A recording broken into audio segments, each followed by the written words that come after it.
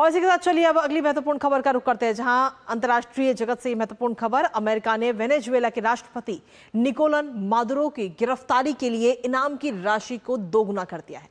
जी हां, मादुरो की गिरफ्तारी से जुड़ी हुई सूचना देने पर $50 मिलियन यानी करीब 417 करोड़ रुपए का इनाम घोषित किया गया है अमेरिका की तरफ से।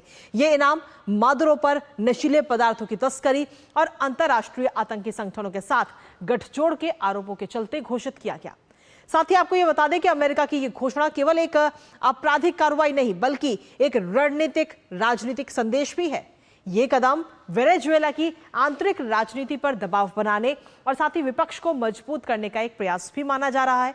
हालांकि यूरोपीय संघ पहले से ही वेनेजुएला पर आर्थिक और राजनीतिक प्रतिबंध लगा चुका है और लैटिन अमेरिका के कई देश भी मादुरो सरकार के खिलाफ हैं।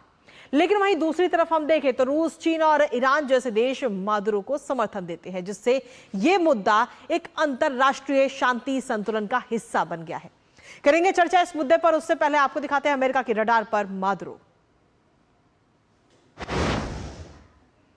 तो वेनेजुएला के राष्ट्रपति पर शिकंजा कसा जा रहा है, जहां वेनेजुएला के राष्ट्रपति की गिरफ्तारी के लिए इनाम की घोषणा इस वक्त की गई है अमेरिका की तरफ से। मादुरो पर नशीले पदार्थों की तस्करी का आरोप है। इसके बाद इनाम की राशि पहले ही घोषित की गई थी, लेकिन अब उसे डबल कर दिया गया है।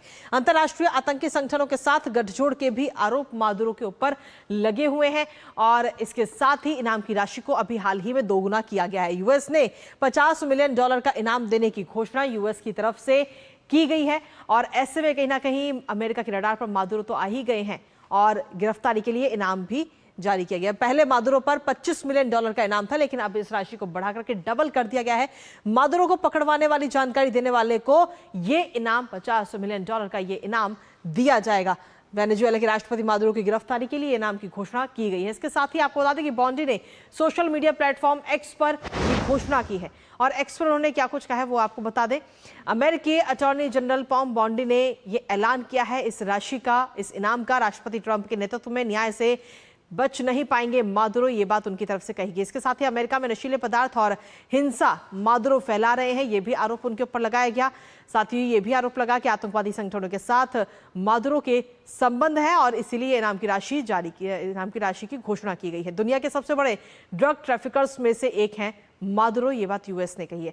अमेरिका की राष्ट्रीय सुरक्षा के लिए भी खतरा मादुरो को बताया गया। बॉन्डी ने सोशल मीडिया प्लेटफॉर्म एक्स पर इसकी जानकारी दी। $700 मिलियन से अधिक की संपत्ति भी जब्त की जा रही है।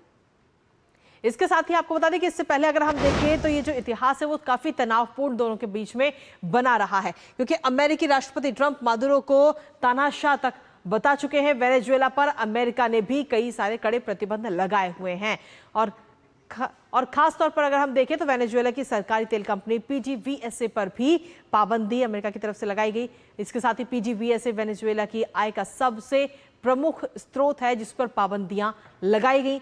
खासतौर पर आर्थिक संकट के लिए अमेरिका जिम्मेदार, ये बात मादुरो सरकार पहले भी कह चुकी है। और इसी